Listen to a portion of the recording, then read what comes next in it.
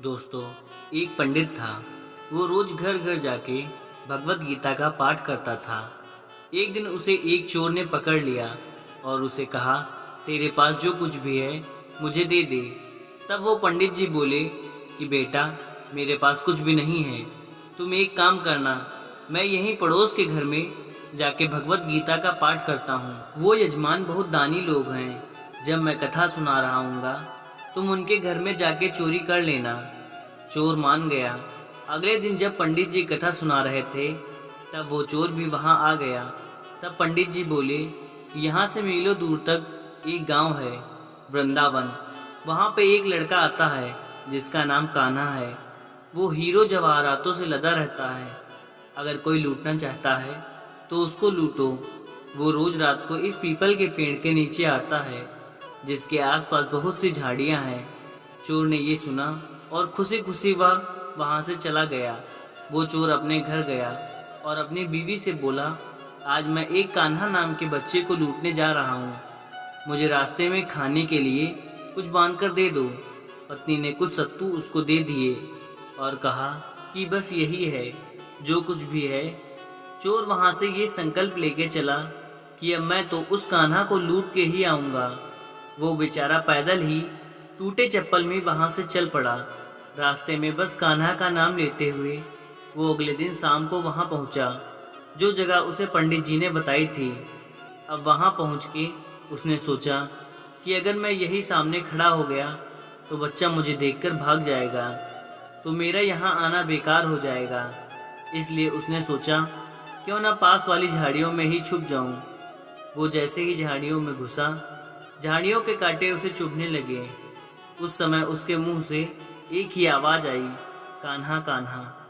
उसका शरीर लहूलुहान हो गया, पर मुंह से सिर्फ यही निकला कि कान्हा आ जाओ, कान्हा आ जाओ। अपने भक्त की ऐसी दशा देखकर कान्हा जी चल पड़े। तभी रुक्मणी जी बोली कि प्रभु, कहाँ जा रहे हो? वो आपको लूट लेगा। प्रभु बोले, कोई बात नहीं, अपने ऐसे भक्त के लिए तो मैं लुट जाना तो क्या, मिट जाना भी पसंद करूंगा। और ठाकुर जी बच्चे का रूप बना के आधी रात को वहां आए।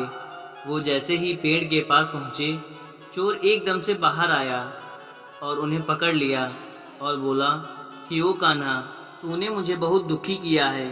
अब ये चाकू देख रहा है ना, अब चुपचाप अपने सारे गहने मुझे दे दे।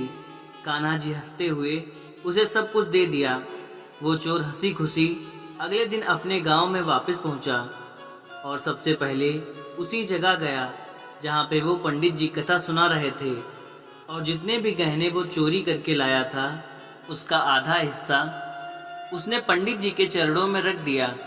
जब पंडित जी ने पूछा कि ये क्या है, तब उसने कहा, आपने ही मुझे उस कान्हा का पता दिया था, मैं उसको लूट के आया हूँ और ये आपका हिस्सा है। पंडित ने सुना और उसे यकीन ही नहीं हुआ। वो बोला कि मैं तो इतने सालों से पंडिताई कर रहा हूँ, वो मुझे आज तक नहीं मिला, लेकिन तुझ जैसे पापी को कान्हा कहाँ से मिल सकता है। चोर के बार बार कहने पर पंडित बोला कि चल, मैं भी चलता हूँ तेरे साथ वहाँ पर, मुझे भी दिखा कि कान्हा कैसा दिखता है।